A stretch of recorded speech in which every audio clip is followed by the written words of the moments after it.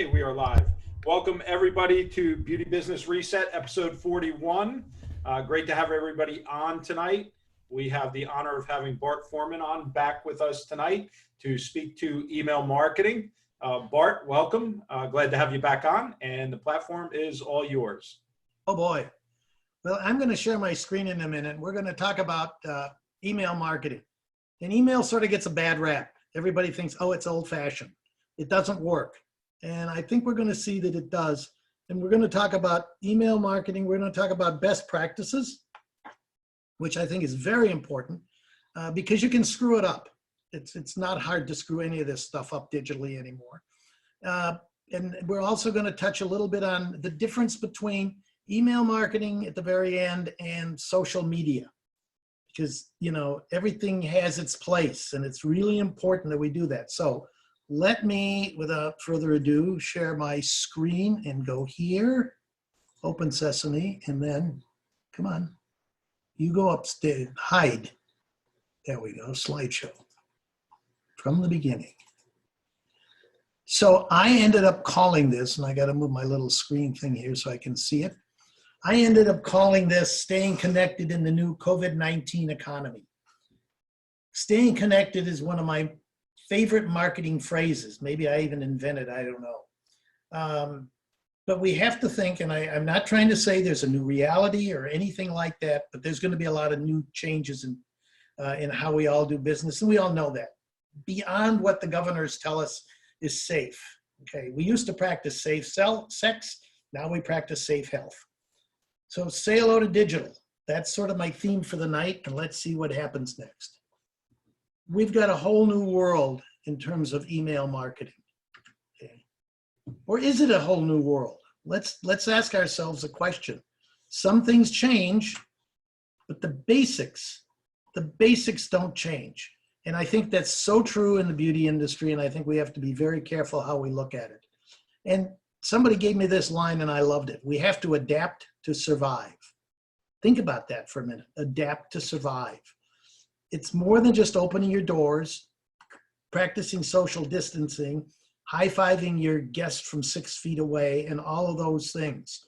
It's going to go a lot deeper than that as we build and rebuild relationships. If you haven't been engaging your guests throughout this whole period since you shut down or were shut down, I'm going to be real blunt and say you're at risk. You're at risk of losing guests and right and left, and finding new ones might be harder than we think. We don't know. So, you know, continuing on, yes, you have to follow the state guidelines, but the other part you have to follow that's equally as important in your guests. The last time I was on, I talked about creating environments where your guests and your team are comfortable. Today, I'm going to say you have to understand their fears and your team's fears.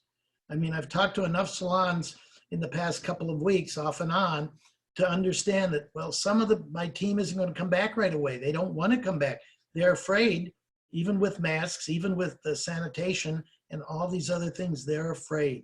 Maybe because they've got an elderly parent living at home. Maybe they have a husband or a wife who is in one way or another vulnerable. So there's a lot of fear out there, and it's the same is true for your guests as well. So I think what we have to do is we have to stay connected, and in so doing, comfort them by addressing their fears. We can only do so much, but we have to do everything we possibly can.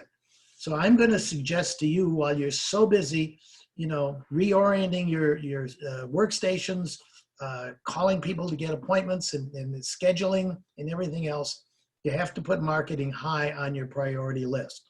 You have to use all the tools that are available to make this transition back to work as seamless as possible. Let's talk about marketing. And before I bring it up, there's a lot of definitions about marketing. I've always said that, you know, if we put Andrew and James and Bart and Derek in the room and asked them to define marketing, the four of us, we'd probably get 10 answers. Think about that one. We'd get 10 answers. They used to say that about economists. I've taken it a step further. So I define marketing this way, and it took me 2 years to put it together. It's what we do to emotionally engage guests to influence the next sale. And we're just going to let that sink in. It's what we do to emotionally engage guests to influence the next sale. Now, some of you will say, well, it's not a sale, it's a visit, okay, and it's a service, and so on and so forth. At the end of the day, when that guest leaves, your cash register rings, and it's a sale. So I'm not talking about selling product or anything else. That's all part of it. What I'm saying is, what are we doing to influence the next sale? We have to emotionally engage our guests. So there's 3 key words here in this statement. Emotionally engage and influence. Emotions are critical, and especially this time of COVID-19 that we're living in. Engagement, I said it earlier, if you're not engaging through email, through texting, through phone calls, through whatever, you're not keeping up. And influence, you've got to say things that want to make a guest come back in, to feel safe, to feel comfortable. Right now, those are the keys. Okay, yes, of course they want to look beautiful. And of course they want the styling that you're going to give them and the color you're going to give them. But at the end of the day, they have fears. And our job in marketing is to emotionally engage them to reduce those fears and thus influence the next sale. We can twist this around any way we want, any way we want. But at the end of the day, it's about emotion, it's about engagement, and it's about influencing people.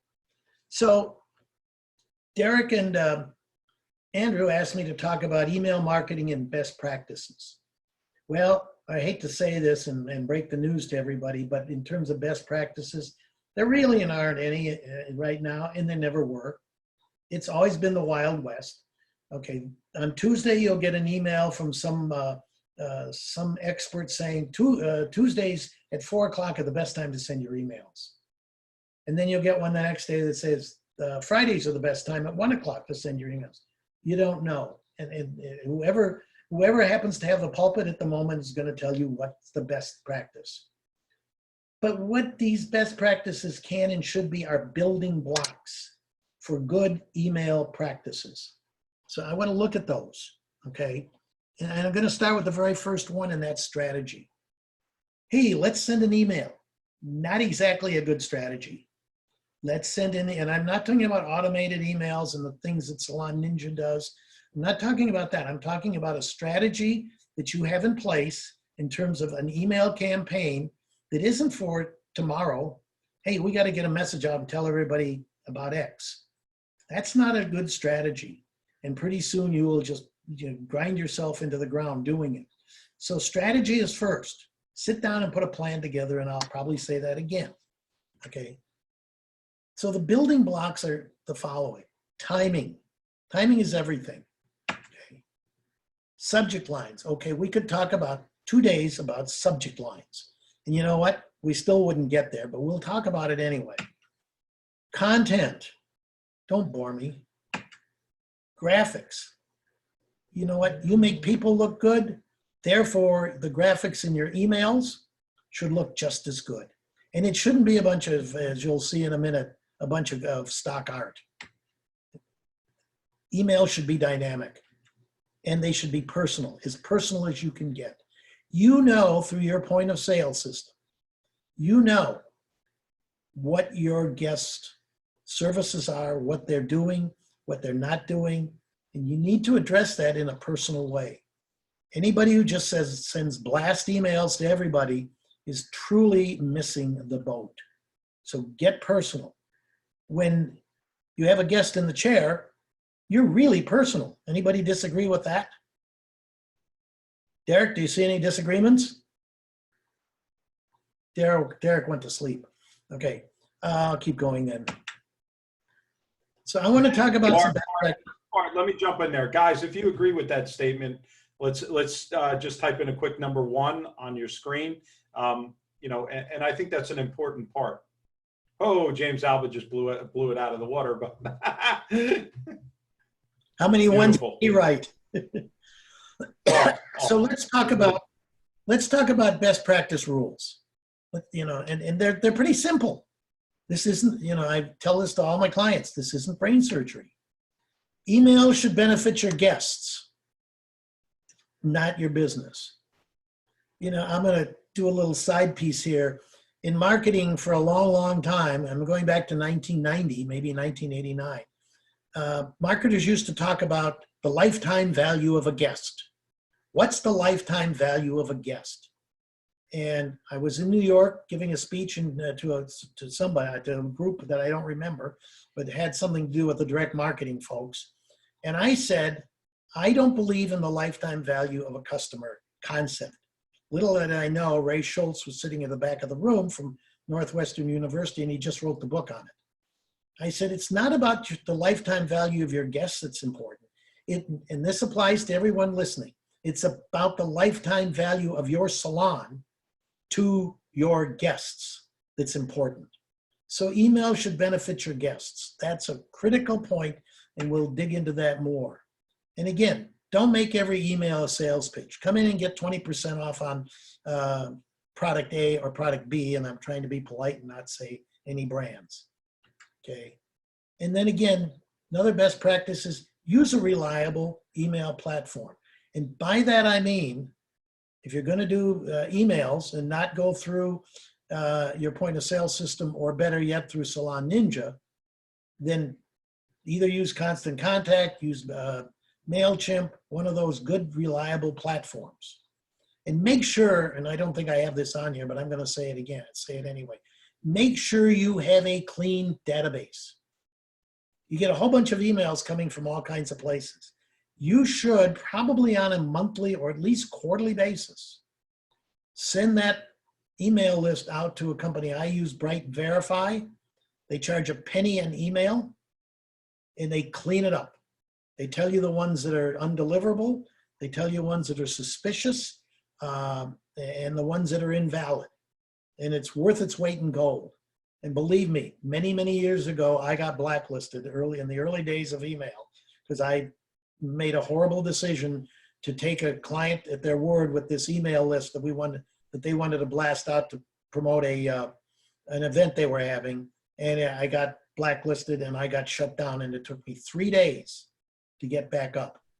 And when you have Bart, yeah, Bart, I think that is so important, and I don't even think you're putting enough emphasis on it, because if you get blacklisted on your emails, none of your emails are going to go through.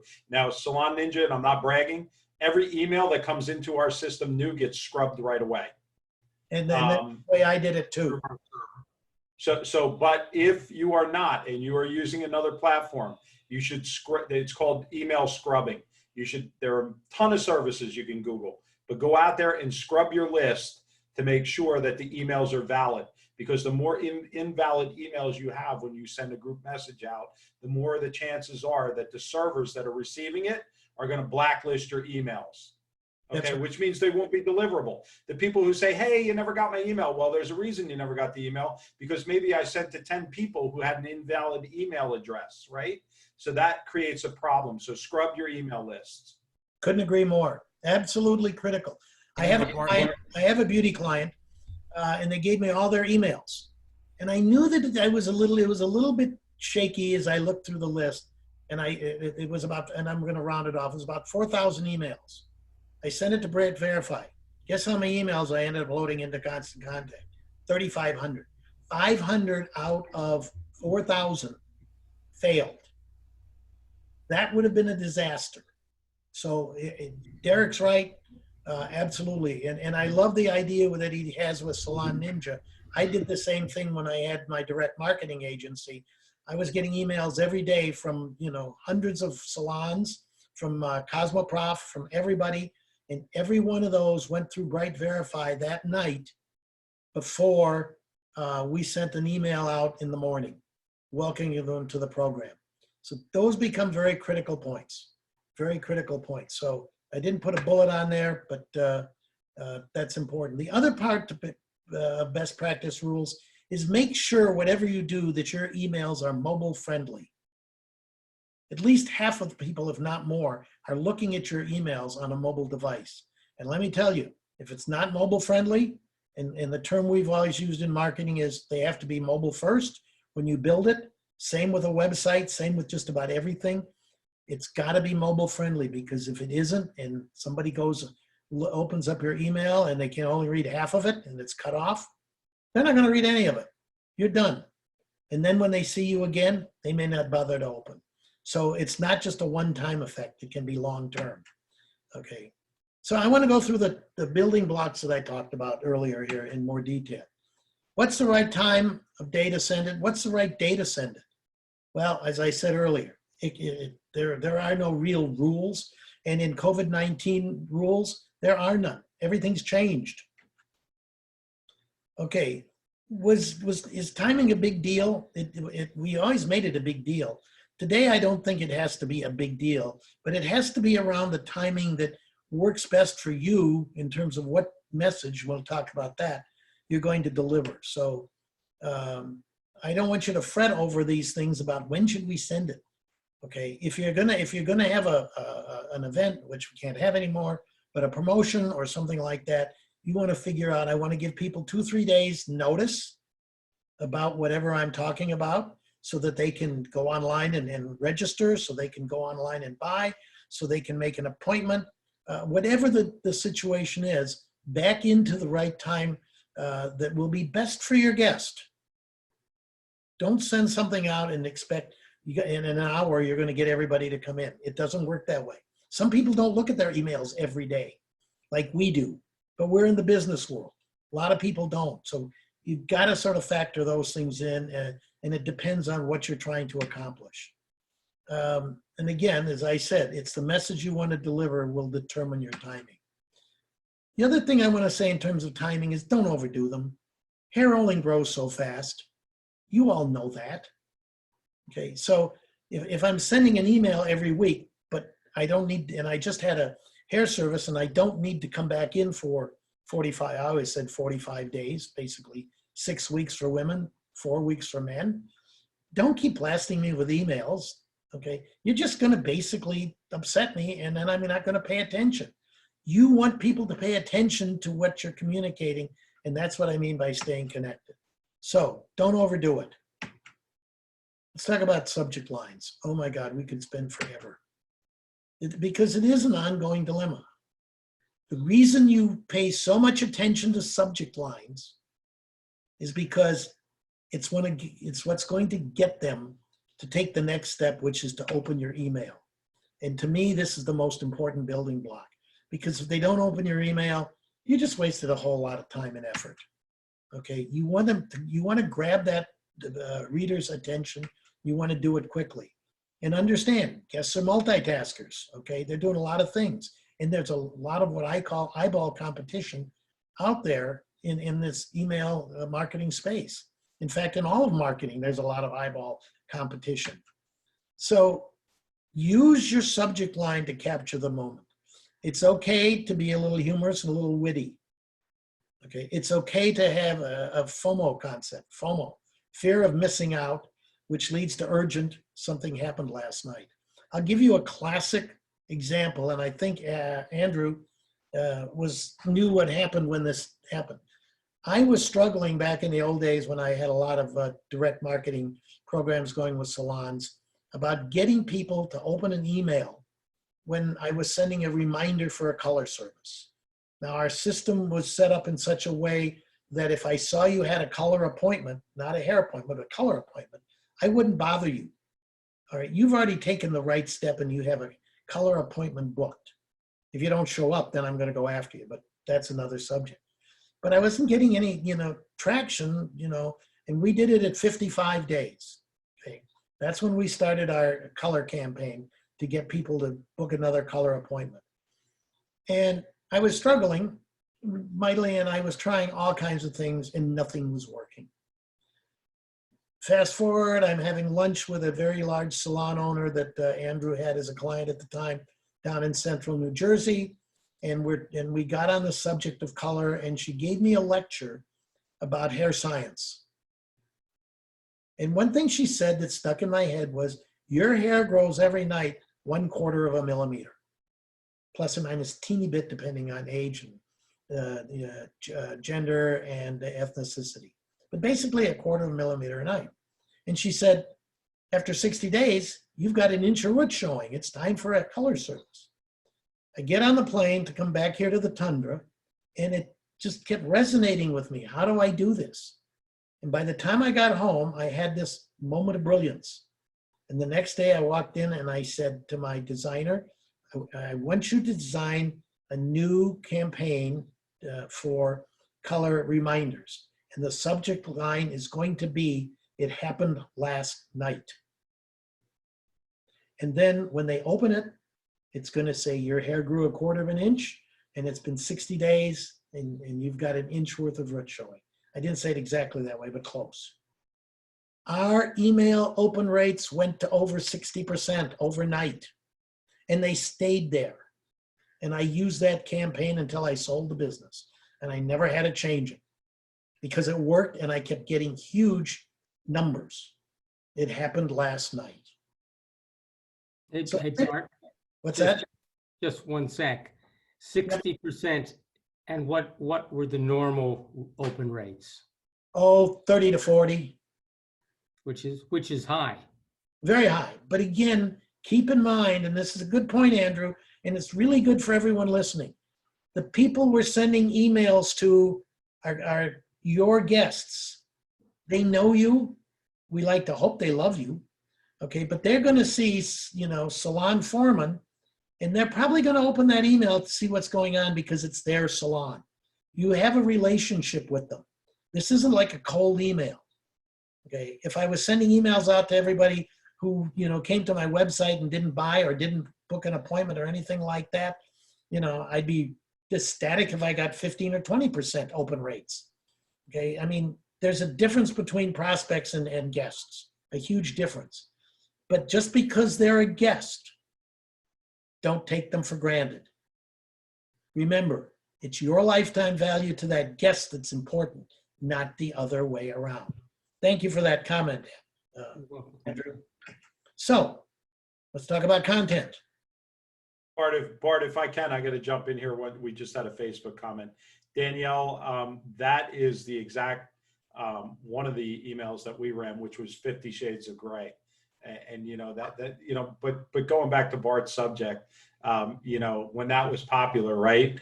Be popular, be funny, have something relevant, have something different for your line, because if you don't have something that shines in the email inbox, it's just going to go boop, delete, boop, delete. I mean, I do it every day because I'm kind of got this weird anal thing that I have to delete all the emails in my inbox or answer them. It's just me. But a lot of people are like that. They just focus on getting rid of the junk mail and not leaving it in their box. So you have to have that line that shines. Even to the point, not only the subject line, but I'll go one step backwards. And the from line. If the from line is coming from Derek, I may have a different approach to it than if it's coming from the salon at Derek's. Big difference. So you need to think about these things very, very carefully as you're going through this so you understand it. Bart, we talked a little bit about this earlier, and I think I want you to expand on this. So I'm a firm believer in what I would call human-centric email. And what I mean by that is it doesn't sound like marketing. It sounds like Bart and I, or all of us, having this conversation this evening. So we take it from a level of a marketing standpoint to a one-on-one personal conversation. And I think it's very important to do that both in your text marketing and your email marketing. Because if you don't, they're just going to look at it as, it's just your typical, I'm trying to get your money. If you have a conversation where it's, hey, Bella, great to see you tonight. I missed you. It's Derek, something like that. You're opening that personal line versus, the typical just spam email.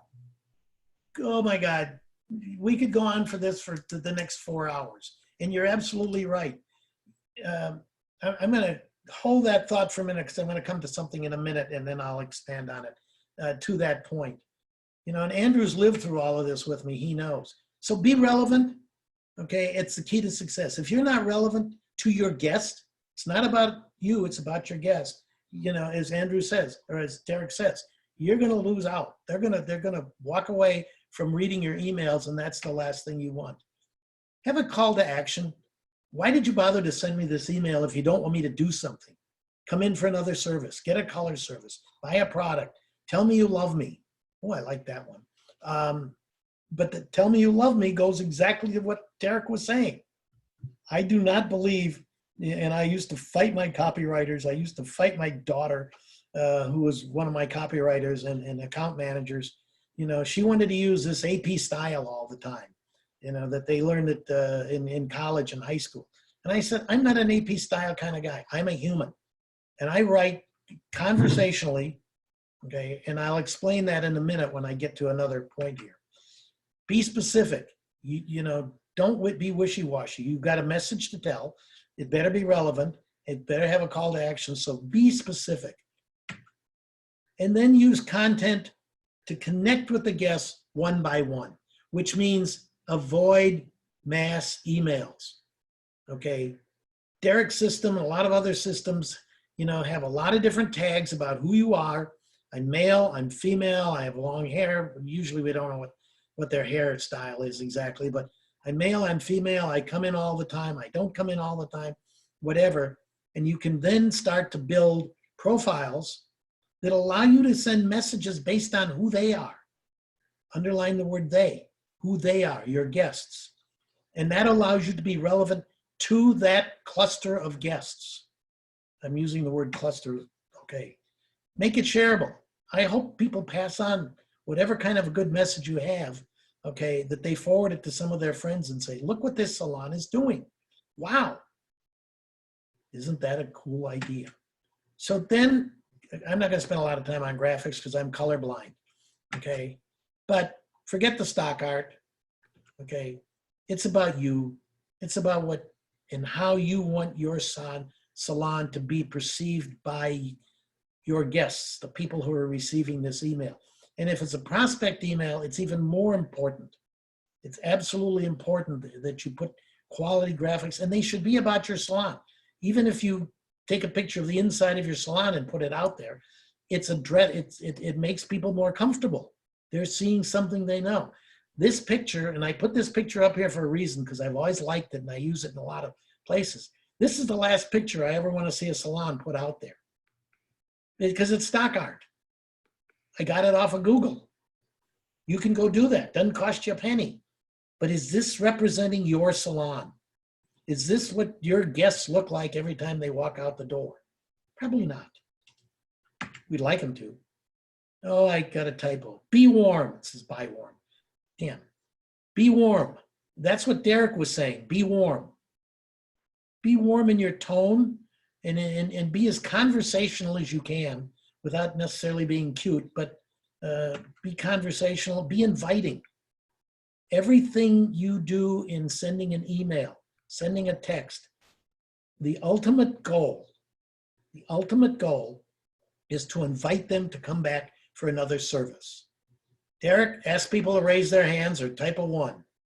Is that the number one goal that every salon wants? So everybody shoot a number 1 up if you agree with that. Number 2 if you disagree. And Bart, while they're doing that, we just had somebody jumping in. Square has many marketing emails that they send out. So one thing I want to get on that, Bart, I want you to jump back on this to what I say, is that it's not about quantity, it's about quality. If you forget that it is human-centric, as I said earlier, and you're sending out bot messages and this, that, and the other thing, I promise you your open rates are going to go from 30 to 40 or 60% down to about 1 to 4%. So just keep that in mind. Spam is spam. Let me give you an example. I don't know if it's changed a lot or not because I delisted myself. I unsubscribed from all the big retailers that I was following for a while. And this goes back maybe 5-7 years. Okay, there's a retailer up here that I was going to go after called Christopher and Banks. They're a women's retailer. Okay, and they're down the street, and my wife at the time kept saying, "Why don't you go see Christopher and Banks?" And I said, "Because they're always in bankruptcy, and I don't know if I'll get paid." Okay, but I signed up for their emails. Bertha Foreman. I wanted them to think I was a girl. Okay, I was getting 2 emails a day. And I got it, and it was around Thanksgiving time. And I went back, I didn't trash them. I didn't delete them. I just kept them. And I went back through a month and a half's worth of emails day by day, and I tracked. And every morning at 5 o'clock in the morning or 5:01, I got an email from them. And every night at 5:01, I got another email. 2 emails a day. The only day in 6 weeks I didn't get 2 emails was Thanksgiving Day. I only got 1. And I thought to myself, what are they trying to accomplish? How many clothes can a woman buy, in this time frame? And then I tracked Tommy Bahama. Okay, I'm a guy. I like Tommy Bahama sportswear. Guess what? I couldn't buy that much stuff, but like once or twice a day, I kept getting emails from them. Same with Macy's. I finally made them all go away because guess what? It's overkill, but they do it because it's cheap.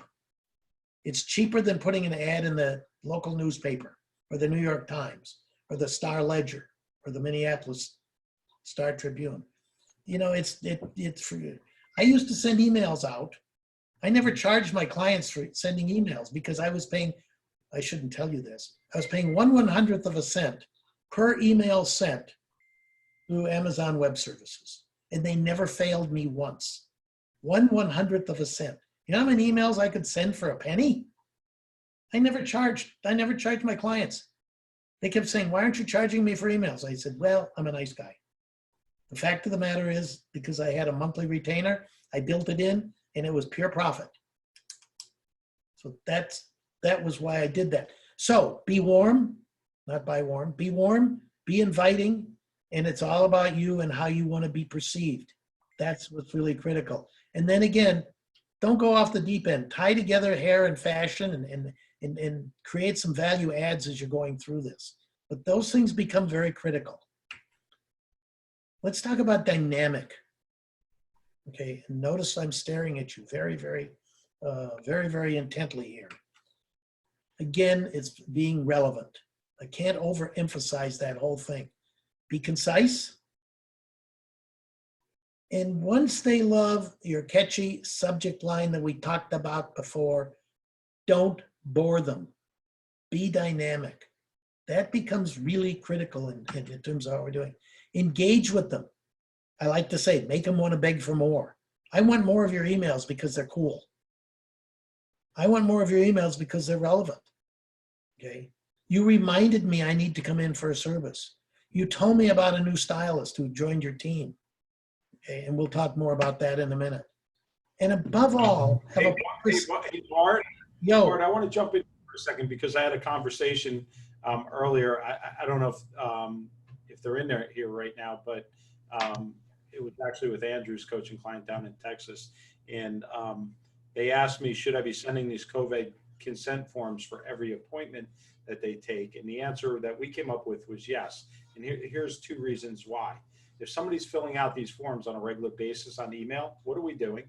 We're teaching them to watch our emails and respond to our emails, whether it's relevant to that particular appointment or not. If you get your audience engaging on a regular basis, you're basically the same way you teach your clients in the salon. And I don't know if there's a better term, but basically when you're a stylist or an owner, you are teaching your clients while they're in the chair how to behave, how to respond, how their hair is getting done, all those things, right? So email marketing, I think, is no different. If you can get them to respond once and then continuously, you're teaching them to become a regular person who is going to respond to those emails on a regular basis. So our answer was yes, fill out those forms every time, force them to do those forms every time right now during this COVID thing. So we're training them at the same time. Yeah, and Derek makes a good point. Remember, hair only grows so fast. They're not coming back in 3 days for another hair service. They might come back. My wife did this all the time. She'd come in and get her hair cut 1 week, and the next week she'd have another appointment to come in and get her hair colored. She never wanted to get her hair colored and cut on the same visit. Don't ask me why. I never understood it. Okay, and I never bothered to question her about it because that was the way she chose to do it. Okay, but for the most part, most of your guests are not coming in every week. So it's not a big deal. And it's a great reminder. I'll throw this out to you, Derek, in support of what you're saying. It's a great reminder to that guest that you're paying attention to our new COVID-19 rules and regulations, and you want them to always know you're paying attention. Hey, Bart, in Uh, your experience, in your opinion, what's the number one hurdle, obstacle, challenge, whatever we want to call it, that salon owners have with email? That's a good question. I don't know that I have a good answer. I have I a don't, great answer for you, Bart. Go ahead. You always have a great answer, don't you, James? Yeah. You can't just have an answer. You have to have a great answer. Well, and listen, from kind of running that angle of it, it's I don't want to say lazy in the wrong in the wrong sense, but without a plan for anything else. So, a marketing plan. You know when the holidays are, right? We know when Mother's Day is. We know when Father's Day is. We know when the religious holidays are. Whatever when you want to celebrate. The end of the year. You should have those things mapped out. At least start on the calendar. You know when Thanksgiving is. So you work back, and if you said, hey, the average really good client is at least 6 weeks. So start backing out 6 weeks and 6 weeks from that. So in September, when you're like, hey, Mary, you better book your next 3 appointments. Well, what do you mean? I usually always rebook. Yeah, but Thanksgiving is going to fall the week before your 3rd appointment. If you don't get it now, I might not get you in. So I don't want to forget. I love you. You're great. So let's just book the next 3. And then next thing you know, you book them out 18 weeks, and your email campaign should match that. And Bart brought up a good point earlier about not using the stock photos. If you have, I love Constant Contact does like a 3-part offer, right? What's, what you have new in stock or whatever it is. Take those photos in the salon. So when they read the email and they walk in the door, they're like, holy cow, that's the new shampoo. It's right there on the display. It was photographed exactly like I remember it, just like they do in Macy's in the window with the mannequins. You see the suit or you see the red dress, and you walk up to the store and you're like, holy crap, it's right there. It's perfect. And, use it to your advantage. They are in a safe space. And wait, I should take that back, Andrew. They will be in a safer space than they used to be. They were in a safe mental space. Now they're going to be in a safe, sanitized and mental space. Points well taken. To Andrew's, what are the obstacles to doing email? And part of it is it's a pain in the neck. I got to think about what am I going to say? Yeah. You got a lot of things going on in running a salon, in managing a salon, in managing 6, 8, 10, 15 people, however many are in your salon. There's a lot of work to do. And this gets shoved to the back, and then it suddenly becomes a crisis. And you can have a plan. You also, I should have had another bullet here, have a plan and then execute the damn thing. That's equally important. Bart, be proactive, not reactive. Yeah. But is it that people think it's kind of passé, or they don't know the open rates, or no one's saying, hey, I saw your email, or what? I mean, all of the above. A reason to get up in the morning and write an email. Basically, yeah, and it makes you think. It goes back to the things I say. We don't want to bore them. We want to engage them. Okay, and it is hard work if you do it right, but they don't have to be long. People don't read a lot, and I'm going to talk about videos in a minute in terms of time dynamic and personal, because I've really come to believe that this is a new dynamic for salons that can really help a lot if it's done right. And I'm in the process of trying to make it done right for you guys. So let me move on if there's no other questions from the gallery here. Well, I think there is something, and there's statements, and I've seen a couple of them now, and I caution people, when you don't have the statistics, the data. Someone said a lot of people don't read their emails, more the text. Well, how do we know that? And you're making marketing decisions. If you know that, fine, then you choose your route. But I think that unfortunately, a lot of us have been uncomfortable with or there's been too much data. We don't really understand what open rates are and comparisons and all that stuff. And so we choose one medium. It's like the a la mode medium, the thing of the day. And we really don't know the effectiveness. And No. Andrew, I'm going to speak Bart, because we had this conversation that I want you to run into it. But there are multiple mediums, and you should be using multiple mediums. Mm-hmm. Okay. There is no one perfect medium. Yes, text rates have a better open rate, but they have no inflection. Emails can have inflection. Text messages generally don't have inflection. And there's a reason for that, because in a text message, you're talking 120 characters. In an email message, you're talking a book and pictures and videos if you want it. Now, you can't do that in text messaging unless you want to spend 50 cents a text message. And if you have a list of 3,000, guess what that just cost you? $1,500 to run one text message campaign. So that's the reality of things. If you want to send a text message, it should be short, to the point, and what it should drive your clients to in a text message is to open their email or to take a call to action on a landing page, something to that effect, because you don't have that, we'll call it that real estate, right, inside of that message to get the point across.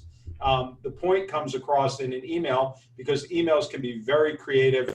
They can have a lot of content. They can have a lot of graphics, things like that cell phone carriers block. So keep that in mind, guys.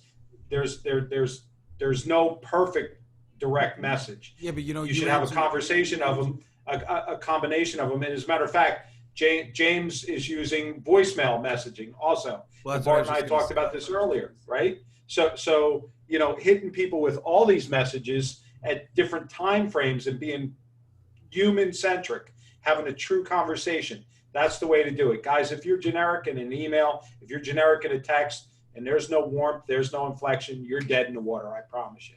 And what we do too, Derek, is, and Derek and I, we've talked about this over the last, I don't know, what are we on, Morton? Our 900th call since everybody closed.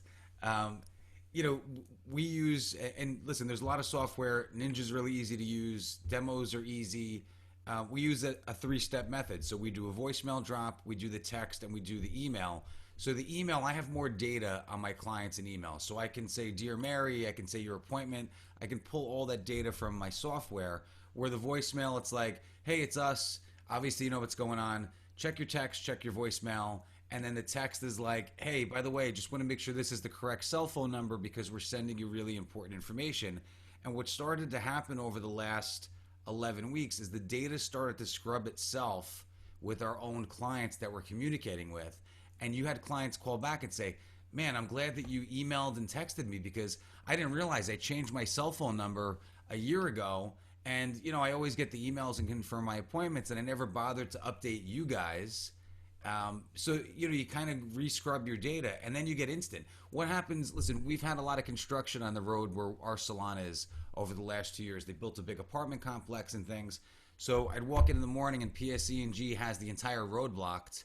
Gee, thank you. And I know the cops in town. We do a lot of work with them, and, of course, they let me by. Well, now I have to let 36 clients know that they have to park across the street or, watch the detours and everything else. Well, how do you think you do that? Guess what? Salon Ninja, I click a button and I send them all a mass text and say, hey, there's construction. PSE&G says it should be done by 12 or 1 o'clock just in case you get here. We are open. Don't be afraid. Any issues, give me a call. And instead of making 36 individual phone calls, right? Because you know how that goes.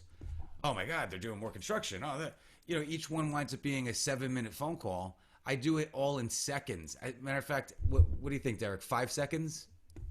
Just saying. Make your life easier. You're going to have a lot of other things. You're going to be in a mask. You're going to have on a Darth Vader costume. You're going to have gloves. Anything that makes your life easier. And guys, by all means, New Jersey, James. This is an email marketing lesson from Bart. This is not about promoting Salon Ninja, but what I'm trying, no matter what platform you're using, the conversation has to be personal. It has to reach them in some manner. It can't just be generic spam. And sending text, emails, voicemail marketing, if you have that ability, is all important. You have to talk to them in every way you can, period. It's communication. And there's different kinds of communication. What these guys, James and Derek, were just talking about, with the road closed in front of my salon and I wasn't expecting it. Okay, you could send a text and accomplish the same thing. You can send a voicemail if you have that capability. But the beauty of it is, go find me everybody who in my database who has an appointment today and tell them, hey, they just tore up the road in front, but we're still open, park across the street, whatever it is. And you want to do it because people don't look at their email all the time. Email would be a terrible way to do it. A text would be a perfect way because people have their phones and they see it ding, they hear it ding, I should say, and they look down and they say, oh, message from James. And they might say urgent and they'll open it up. Okay, same with a voicemail. Text is probably even better, in my opinion, than voicemail because I don't check my voicemails that often, but I look at my texts almost instantly. So, and it varies, and sometimes you need to do both. But again, it comes down to relevancy and timing. Okay, if I'm going to talk about the fact that, hey, we just got a new 6-ounce bottle of X in, that's not something that's of urgency. That's of information. How are we going to communicate that? So you have to look at what's the purpose of the communication. I know Derek said I'm here to talk about email, but I'm really, and these guys took me there, so I don't feel badly, that it's about communicating with your guests. So, and Derek said it very well. Let's get personal, okay? And that means staying connected, one by one by one. And it's when Andrew's heard me say this until I'm blue in the face. When you talk about staying connected, it's about the right time, it's about the right message, and it's about the right channel. And these guys just went through everything. I left voicemail off. But when you think about email, as we've talked, it's really personal. And it can be and it should be. And when I say personal, to Derek's point, make it conversational, make it human-centric. Social, okay? We all talk about social media. It's the hottest thing going. It opens up the world to your salon.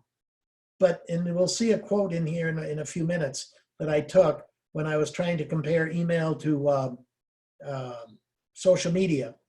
And really what social media, the strength of it is to get more people to know who you are. Not necessarily your guests. They're going to see it too, obviously, because they're going to like you. But they already like you, or they wouldn't be watching it. So I want other people through social media will see you, whether it be on Facebook, whether it be on Instagram, or whatever. Your website. Bart, I got to jump before you jump on website. One thing I got to get through to everybody because this drives me absolutely ballistic. People post all day pretty pictures, this, that, and the other thing on social media. 99% of you are not using a call to action in your social media. Use a call to action. I don't care if it's not getting a sale, if it's just driving to get data off of that social media. Have them perform an action when they see your social media. Even if they don't, if you're posting 99 Instagrams and one person says, oh, I'm going to take that call to action, you just got data from somebody that wasn't a customer, and you can use that data for remarketing. So important with social media posting. Don't just make pretty pictures, make ads, true advertisements. Well, maybe not true advertisements, but social media type advertisements. To get right down to what Derek said, you want people who see your social media post on Instagram or Facebook, or I don't know what else you might be using. You want them to do something. And you know what? That's the hardest thing. And Bart, I didn't mean go unpersonal, right? With like a billboard ad, right? What I'm talking about is have them interact with you on a personal level. And the only way you can do that is to have a call to action. That call to action doesn't have to be a coupon. It could be subscribe. It could be, hey, I want to talk to you again, something like that. Have a call to action on your social media. Agreed. And again, you got to figure out what's the right way to do it. And Derek really knows his stuff when it comes to that. So I respect him highly for that. Your website is your portal to the world. I've said it so many times, but that's your portal to the world. If your website isn't really cool and good and engaging, okay, I'm going to lose you. Now, let's use that website. Somebody found you. Let's not let them get away. Let's try to get their email address so they can get on our newsletter site. I'll give you 10% off if you give me your email, things like that. But you want to be able to identify as many folks as you can, and the ones you can't, we want to use the tools that are out there that allow you to retarget. So maybe you came to my website, you didn't tell me who you were, but the system knows at least your IP address. And you know what? It looks and says, oh, there's that IP address on social media. And there's an ad for your salon showing up on social media. So you want to do as much cross-marketing as you can across the multiple channels and platforms. Bart, is that why when my wife is on my computer and all of a sudden I start seeing shoe ads every day? I'm not even going to go there. I'm not going to go there because we can turn it around and it would not be great. Why Zappos is all of a sudden on every single thing I see? Yes. And on hers, she's getting cigar ads. So give me a break. Exactly. Direct mail sometimes. Direct mail is expensive. Sometimes you maybe should use direct mail, but it depends. And it should be carefully thought out and be part of your plan. And finally, now I said this, and I don't think Daryl and I agree on this completely, but primarily for reminders or important information such as they're tearing up the street this afternoon, those kinds of things. I used text reminders a lot in my relationship marketing programs for direct marketing. And that works extremely well. And it also gives that person the opportunity, that guest the opportunity, if they need to change. And everybody thought I was sort of nuts when I started doing this. And I think I did it originally by email, and then I tried text, and both worked well. If somebody booked an appointment more than 3 weeks out, okay, about 5 days before the appointment, I would send an email to that person reminding them of their appointment. Now, everybody thought I was really nuts about that, but it actually worked fairly well because, oh God, I'm going to be in Houston that week. I forgot all about my appointment. That gives the person, the guest, the opportunity to call and say, oh my God, I got to change my appointment. I'm going to be gone. And for you guys, it gives you 5 days to get that appointment filled. Instead of getting a text the morning of your appointment saying, hey, or the night before your appointment, don't forget your appointment tomorrow. And you're sitting in Houston and saying, oh golly, and you're in a state of panic. That worked fairly well. We got some good responses off of that. So it comes down, it goes back up to that early slide about timing. Everything's about timing and doing it right.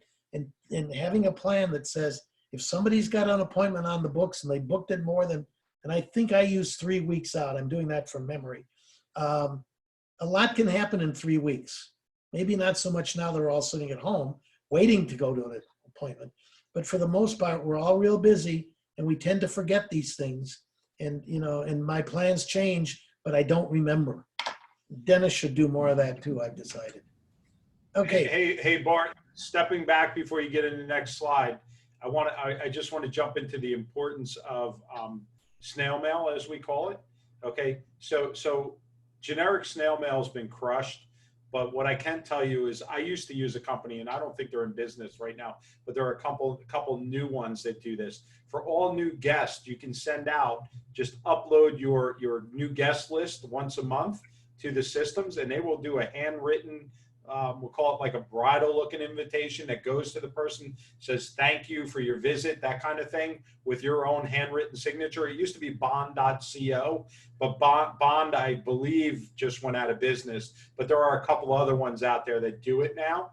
And basically they have a computer that writes in your handwriting and it sends a personalized message. Of course, it makes it easier than actually sitting down and handwriting all those letters like we used to do when the stylists weren't busy, right? We'd hand them a bunch of postcards and stamps and say, do this at your station. Thank you to all your new clients. And I got news for you. Going back old school sometimes is beyond belief effective. Yeah, and I have to agree with that too, Derek, is that, first of all, I loved what Bond did. I thought they were great. I mean, it was really fancy and it was nice. But, now that you're sort of doing a redo and you're going back in the salon, and your stylists have to be more prepared than they ever were, right? They can't just say, throw the products back in the station. They need to be wiped down. So they need a little more of a plan of action. But I think it's kind of nice to be able to go back and say, wow, I've been a stylist for 16 years or however many years it is, and I had 3 great new clients that were in this week. So sit down and take the note paper out and write the thank you. Look in the software. Wow, she was a sister of one of my really great clients that never came in before, and put a little thought behind it. It's 3 lousy envelopes that need to be mailed. Bring them on my desk. I'll put the stamps on. I'll look in the software and do it. But you're the one that has that relationship. So what's the big deal? Now you wait 6 months, and if you had to fill in the blanks in between, now from the owner's standpoint, I'm saying, wow, it's really weird. Why did you get 30 new clients this month? I thought you had 20 years of experience and you were fully booked. So why am I filling in the blanks? I mean, do the relationship. James, I just read a book. Do you know one of the highest selling car salesmen in the country? The reason he was the highest selling was for this exact reason. He would write personal thank yous after every client and then follow up with them in writing, little handwritten notes. And he built one of the biggest followings and sales followings going by doing that. So going old school sometimes, I know we all talk about this technology, and it's all great, but you got it. I think, Bart, you might have said it, somebody said it earlier.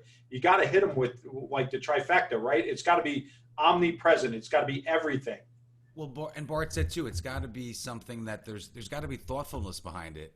My kids have been stuck home all this time. My little one, if you can see, I can't put the address, so I'm going to hide that, but her best friend is Japanese, and she moved back to Japan during all this and is not coming back. So, they have access to Zoom. You have a big time difference. You have FaceTime. You have all the stupid video games that they can communicate with, and she wants to write her a letter. So it's funny that, right, you get so used to UPS and things local. I said, I don't even know how to mail a letter to Japan right now. I feel like such an idiot, right?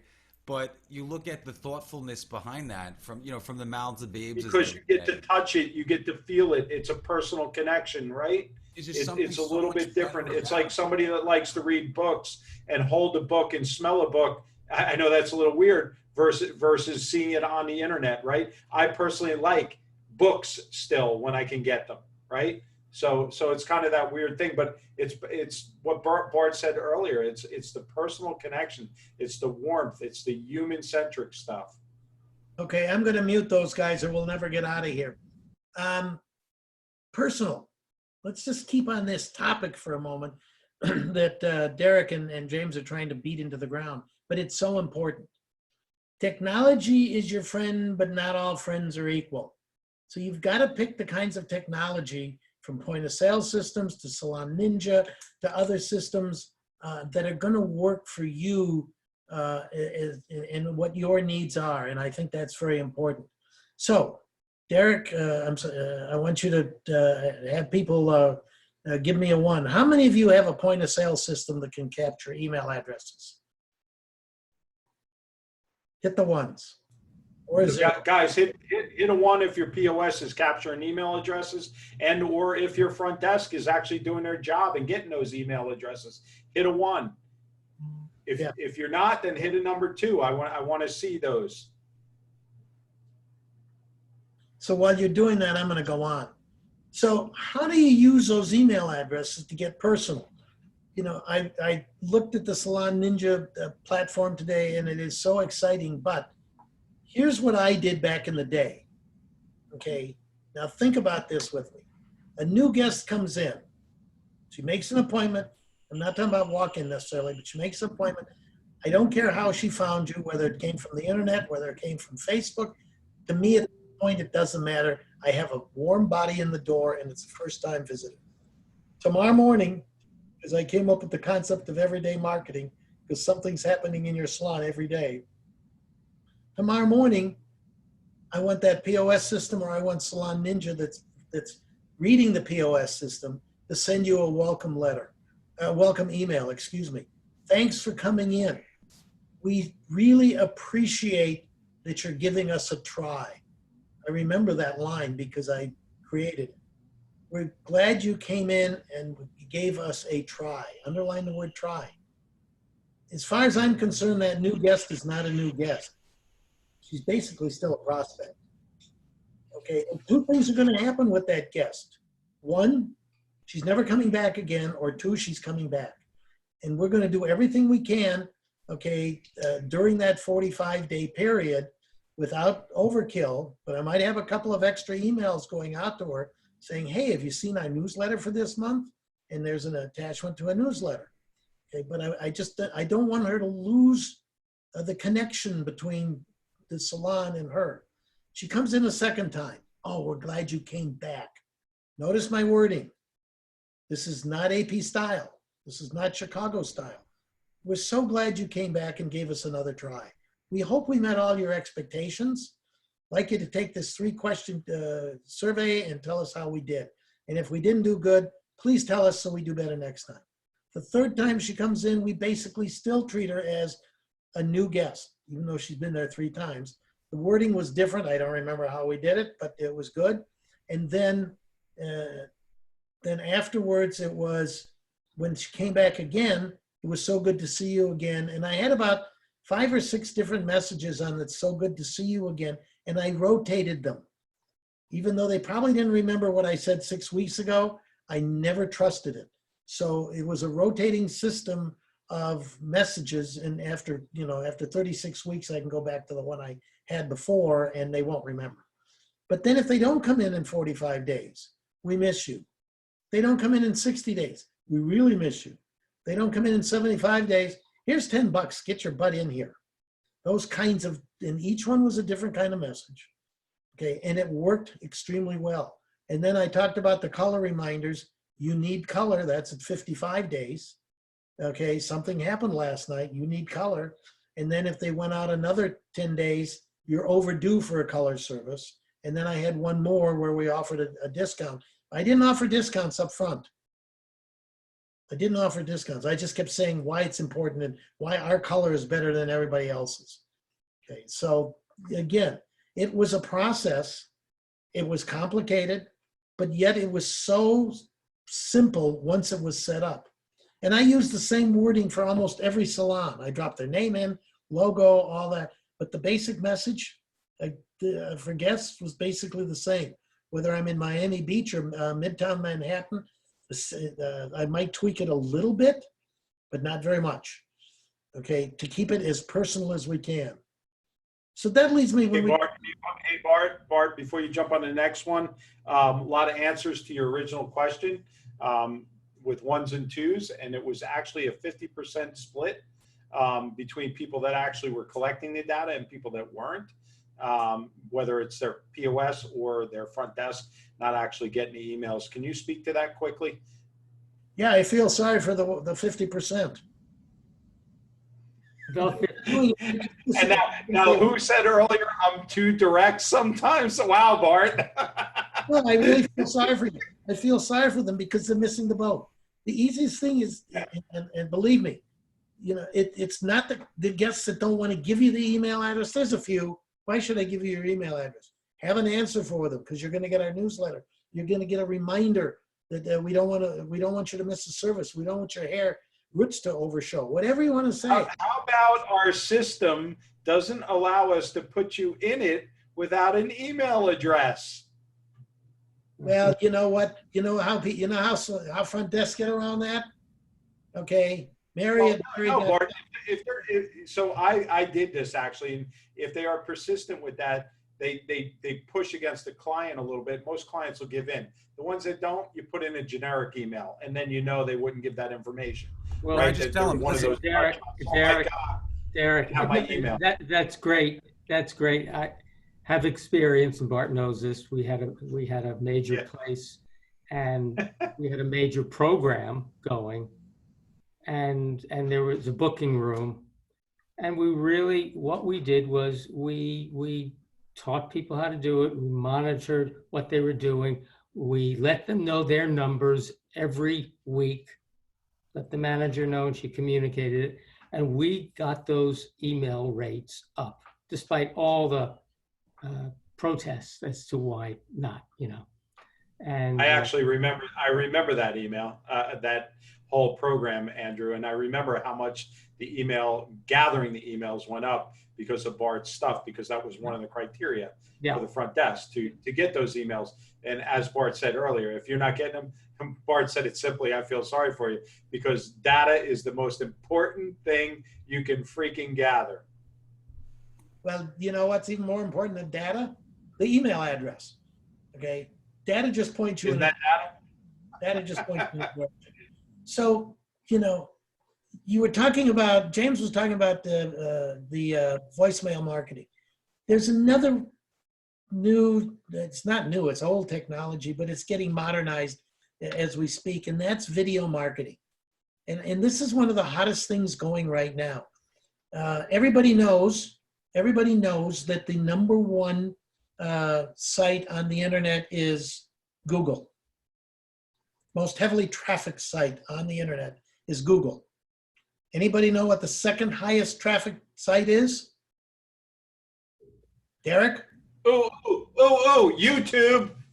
I win a prize. He just looked it up. I can see him typing like, okay, all right, you cheated, but you're absolutely 100% right. 90%, okay, of all viewing on the internet, I think by 2022 will be video. That's really amazing. It's almost scary. Bart, do you know, and I'm sure you do know this, but a lot of people don't. There was a survey that just came out recently. YouTube is actually the number 2 search engine also. That is correct. So, that is absolutely correct. Listen, and I would tell everybody else, Bart, that, you know, I live in a YouTube incubator here with 3 kids that are constantly on it. And, you know, one is doing her own videos downstairs, and one is doing gymnastics classes on YouTube, and one is playing video games with his VR headset on. Whether you embrace it or not, you know, listen, email is going to be, it'll be necessary, but like we're talking about the handwritten note, that will be email at some point, and the rest will be video. And hopefully it gets into more automation where it's a fake version of you that talks to the client. But it's something you definitely have to embrace. So I want you to hold that thought, James, and I want you to hold that thought that you gave us earlier about those handwritten notes, because I want to take those handwritten notes and modernize them in a different way. So bear with me for a moment, okay? There's 3 ways that you can use video marketing to get really close and personal to every guest, okay? One is through testimonials. Your clients, in my opinion, are your best influencers. Nobody's better, okay? And you can shoot a testimonial up to 60 seconds on your cell phone, on your smartphone, excuse me. I have to get with the program. On your smartphone, and literally you can have it put up on your website. It can be on your social media channel, on your Facebook, on your Instagram, literally within an hour. And it's going to be branded with your salon. It's going to have a little music intro. And then you're going to have that guest saying, oh my God, and she could be sitting in the chair with the stylist behind her, looking like hell because they're both wearing masks, but we'll skip that piece, okay? But the point is, oh my God, my hair looks so great. Brittany did a fabulous job on my hair. I just look wonderful, okay? I can't wait to come back. That took about 12 seconds, okay? And you can go up to 60 seconds. And okay, and when you get done, okay, you can push a button and it plays it back for you. And the guest says, oh my God, I slurred my words. I sound like I was drunk. Can we do this again? Sure, click here and shoot it again. And you don't pay anything at that point for it, all right? And then when the guest and the stylist say, oh man, we really look cool here, then she clicks submit and it goes into the platform, the logo is added, there's a little music that you picked out that is an intro, and then the testimonial. And then what comes up at the end was to what Derek was saying earlier, a call to action. Call and make an appointment. Call for an appointment. Do something, and there's my website, and there's our phone number and email, whatever, and it's right there at the end, and it sits there for, I forgot how long, I think maybe 5 seconds.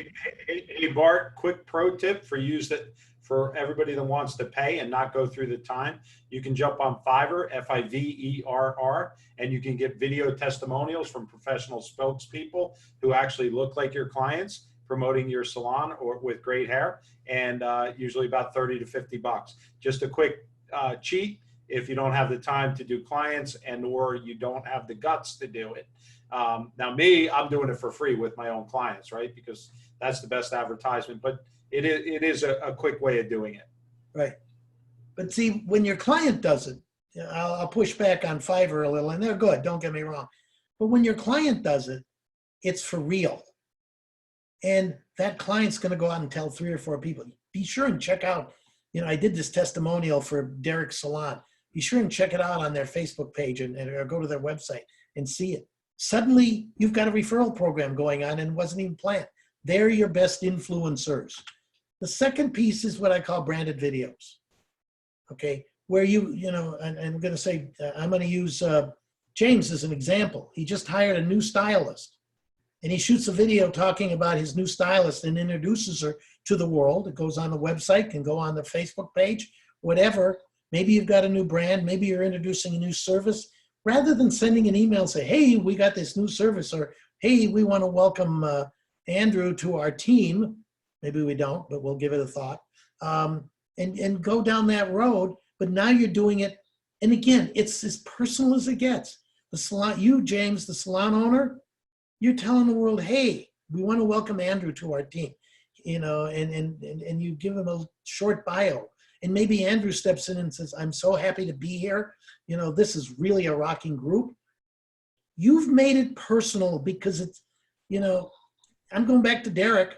It's human. We have to we're humanizing this using video marketing techniques through the technology. Okay. Hey Bart, Yes.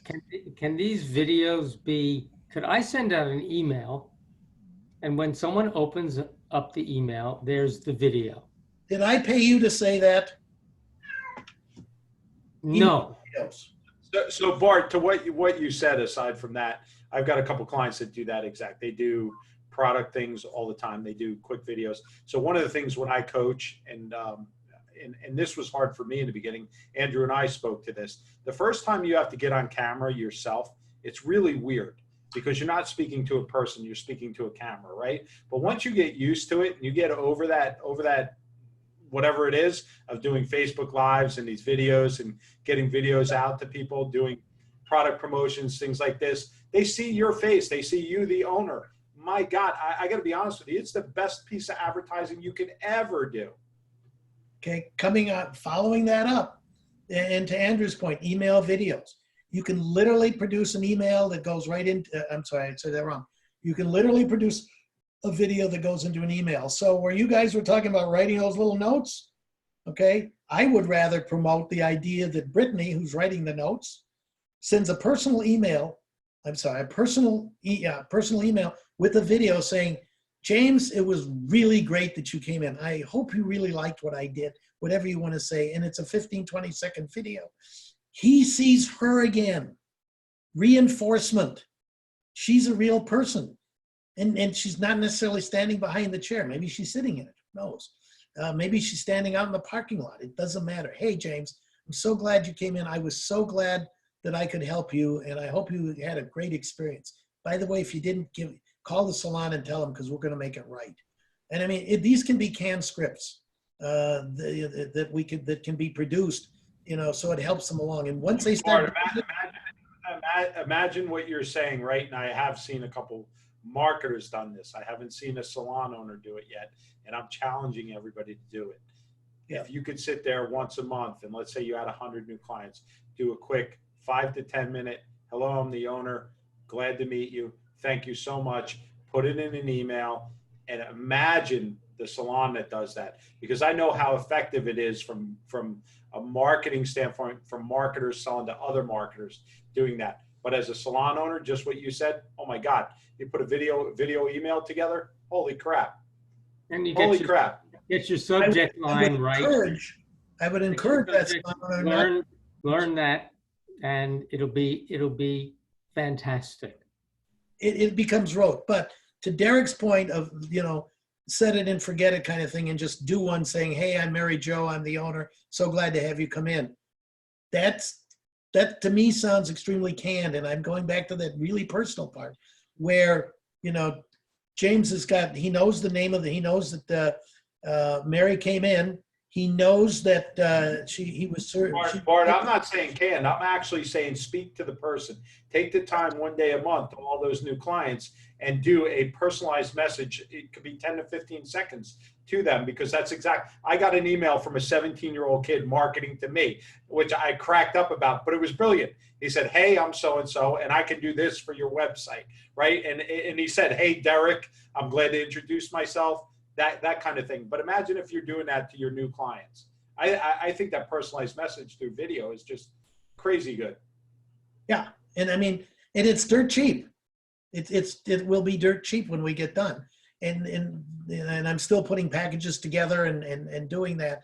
And again, the other point is, and in Salon Ninja, I think, Derek, I didn't ask you this, but I'm going to gamble. When I first came on board in Salon Ninja, or at least you might even know through the point of sale system that my first visit was December 12th, 2018. So we know it's in December. Okay, we'll go back as far as we can because most people wouldn't remember it anyway. I mean, there's a little cheating going on here, but that's okay. And so based on looking at the data in Salon Ninja or looking at the data in your POS, and you see that here's all my guests who has an anniversary date of December when they first came in. And maybe you shoot a little video with the whole team, saying happy anniversary. We're so glad you've been coming back. Don't put a timeline on it because people will think, oh my God, how much money did I spend there? Or I'm so old. But just, hey, we're just so happy, it's another year and work out something that way. But again, it's a video. They're seeing the people in the video that are in your salon. It's about you talking to them, and it's about making them feel comfortable. I use that C word again. Maybe I'm using it too much, but I don't think so. So that's the really cool stuff, okay? So walking away from video now for a minute, because I want to wrap this up. We've been going for over an hour. And I would have been done by now, but we have to blame Eric, James, and Andrew for interrupting so many times. Social media versus email. We hear that all the time. Oh, we just do social media, okay? Which is which at the end of the day, between us ladies, it's so impersonal. But don't tell anybody I said that. But it's not a competition. That's a key point here. It's not a competition. Each one has its place, and we're going to see a quote on that in a minute, okay? And again, I come back to a plan. What are you going to use your social media for? Why are you putting stuff on Facebook and Instagram? What's your reason? If you can't answer that question, James, as a salon owner, if you can't answer my question, you don't have to, okay? You're not doing it right. You're doing it because it's there and it's the cool thing to do. Cool things to do aren't always the right things to do because probably you're not going to be doing it right if you're not planning it and having a strategy. Ask yourself the question, what's important to grow your business? Now, I put this point in for a very important reason. Some of you in the audience tonight have got salons that are maybe fairly little new, okay? And you don't have full books. Forget COVID-19 and those dilemmas, but you didn't have a full book before COVID-19, all right? And you're trying to build your business by improving your guest counts.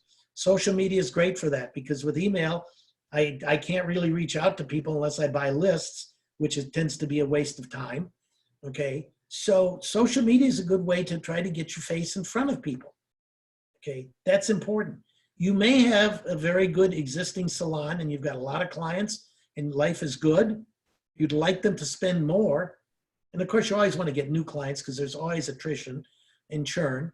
But your goal is, I want to retain my clients and I want to use email marketing to do that. And I want to get them to buy one more service.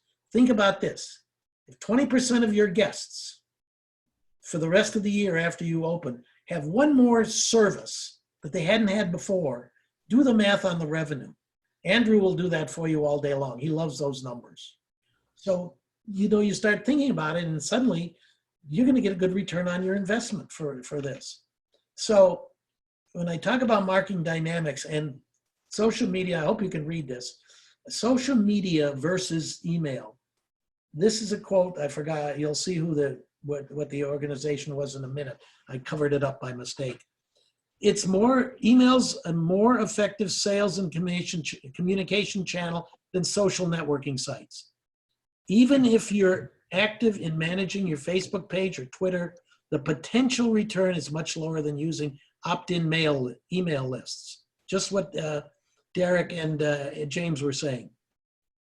Key point, social media channels are great for outreach. Next step would be to bring the people you reach there to your email list. So now you're starting to see those kinds of marketing dynamics where the channels start to work together with each other. Email is the first step toward building customer relationship database. It will help you nurture leads, get the sale, and create repeat business. At the end of the day, you want repeat business. Repeat clients are good clients. And this was done by DreamGlow, which is a marketing company that did some research on this. And then I found this wonderful it's a little blurry, but I found this from Monster, how consumers want to receive promotional messages. And keep in mind, all these emails, all these texts, all this stuff is promotional messaging. As personal as we want it to be, and as cool as we want to write it, it's still a promotional message. It's not between thee and me as two friends. Okay, 60% would prefer to get promotional messages from email versus 20% social media. This is why I say, go back and have a plan. What are you trying to accomplish in each marketing channel? They're not the same. Okay. That's a huge statistic, Bart. I mean, that's 3 times. 3 times. 300% more. Yeah. So, Incredible. When people say, oh yeah, we do a lot with social media, just ask the question to the salon owner, Derek and Andrew and James. Okay, I'm glad you're doing so much. What are you doing? And then why are you doing it? And what do you expect to get out of it? Okay, it's sort of like that definition of marketing. It's what we do to emotionally engage, okay, to influence the next sale. So keep that in mind. I mean, this is good stuff. So next steps for you, okay? Work with Derek and Andrew, take advantage of the Salon Ninja system. Some of you I know on the call have it, and you can wave at Derek and say, what a great job, and hold thumbs up, okay? And I'll tell you this, it's the only system that I have seen that what I call end-to-end marketing. When I had my direct marketing agency and was doing relationship marketing, I did not focus on prospects. I focused on guests and building retention and getting people to buy more. That was my whole focus. There are other systems out there that focus on, trying to acquire new customers. I can't remember the one that Andrew was using out of New York now. It's slipping my mind, but they did a very good job on the other side. What Salon Ninja does is it sort of marries it all together. It moves people through what Derek calls the funnel. Now, I call it the pinball machine. He calls it the funnel, okay? Because a customer journey is not a straight line. And it's not a funnel, it's a pinball machine. And that's the reason why you have to try to go back and engage these folks who are prospects, identify them. You may not know their names, but you know their IP address. Maybe you got an email, maybe you don't. But anytime you can retarget, that's getting to be a word that's getting overused, but retarget them, okay? And keep your message alive. Keep your name in front of them, because somebody else is trying to get their name in front of them too, okay? Or they're out looking and they're out searching around. Well, you know what? Sometimes it's a squeaky wheel that gets the message. And then, when you get done talking to Derek and Andrew and you're completely worn out, okay? Sorry, Derek, I had to say that. Talk to me about video marketing. Let's start a dialogue going, because it is about to hit the market, and I'm going to hit it as hard as I can, because as Andrew and James and Derek all said, this can be powerful stuff for you. Yeah, there's a little bit of a learning curve, and you have to become comfortable, and your team has to become comfortable with videos and asking people, hey, you really look great today. Can we do a testimonial while you're sitting right here? It'll take us about 1 minute, and you know what? Some people are going to say no, and that's okay. But some people are going to say yes. You don't want a lot of them. You don't want to overkill. We do have a business rule in our platform. You cannot do more than 35 in a day. So I just want you to be aware of that. Okay. So, here's my email address. Feel free to jot it down quickly and be neat so you get it right. Send me an email and say, I want to know more when you're ready. I want to be your first guinea pigs, and we'll help you, and we'll make it worth your while. So that's the end game marketing solutions. What is the end game? It's about new thinking, new vision, and new energy. Derek? So we've got a lot of great comments coming in, Bart, and I'm glad to have you on tonight. Franco says, hey, he worked with John Bertarelli. Franco, I won't take that against you. Tell Bertarelli I said he owes me.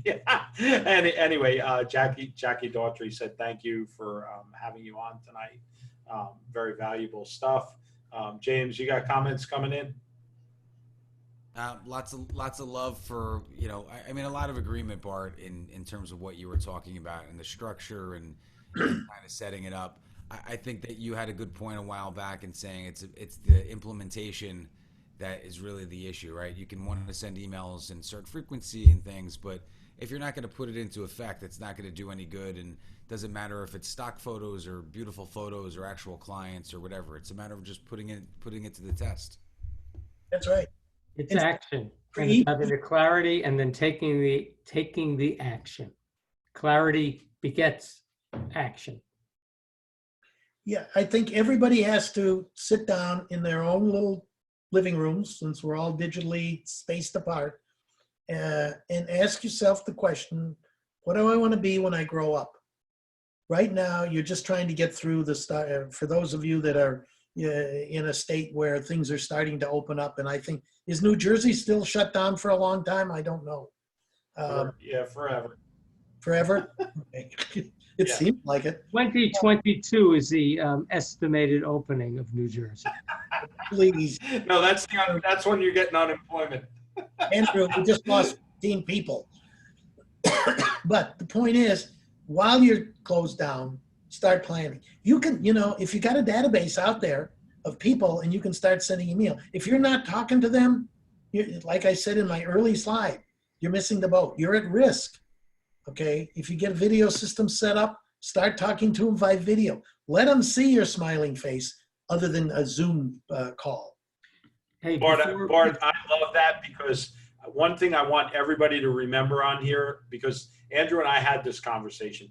Him and I were totally uncomfortable getting in front of the camera and not talking to real people, right? Now, it's not real. I mean, they are real people, but you don't get to interact. You don't get to talk. They don't talk back, right, when you're doing these things. But my one lesson for tonight I can say to everybody is get comfortable being uncomfortable in front of the video. Because after the first few FaceTimes you do and things like that, you'll be like, this is nothing. Forget about it. So just get used to it. Get used to it.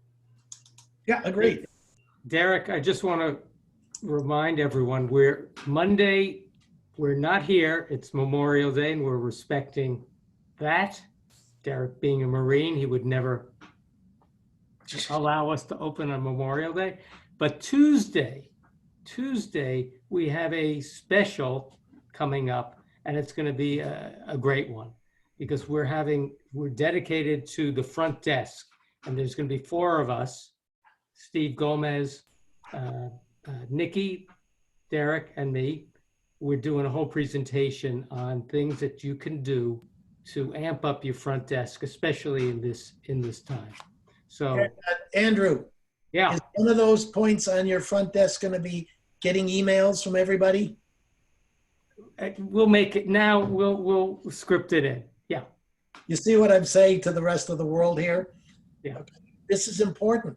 This is your life. This is your livelihood. Staying Bart, connected. a couple people said in here in the conversation that I've now fallen back in love with email marketing, which I think is a strong statement. A lot of people run away from it because they thought it wasn't effective. I got news for you. Like you said, like I said, James said, Andrew said, it's where you can get the long form versus the little impersonal form. I think that's important. Each channel has its purpose.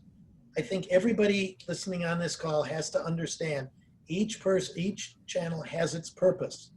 You have to figure out what you want to use it for and how you want to use it.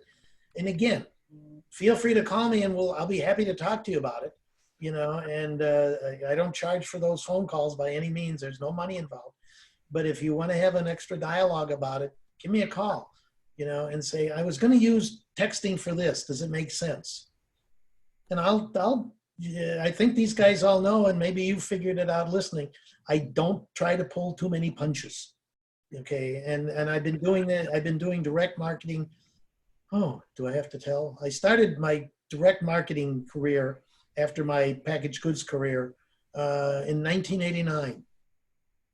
In 1990, I built a test model for a direct marketing program, a loyalty marketing program for this little food chain called McDonald's. It never got off the ground because senior management just couldn't figure out how we could do that. Okay, and I never could get the traction, but I had 3 franchisees who absolutely loved it. And I got to tell you, it was so rudimentary in 1990. Okay, but I cut my teeth with Northwest Airlines, which then became the World Perks program and became Delta. And I worked on that. I worked on Holiday Inn. And I understand what loyalty marketing programs were until I gave a speech in 1990. And I said, customer loyalty is dead and we killed it. And that's when I talked about the lifetime value of your business to your customer. And I came home and I said to my wife, who was my partner at the time, and I said, we can't be a loyalty marketing program anymore. And she said, what? I said, because I just told the world we killed it. And so the next week we became a relationship marketing program. And it's about relationships. It's not about loyalty. Loyalty is a well overused word, my friends. Relationships will never grow old. Our dogs are loyal. That's right. Brilliant, Bart.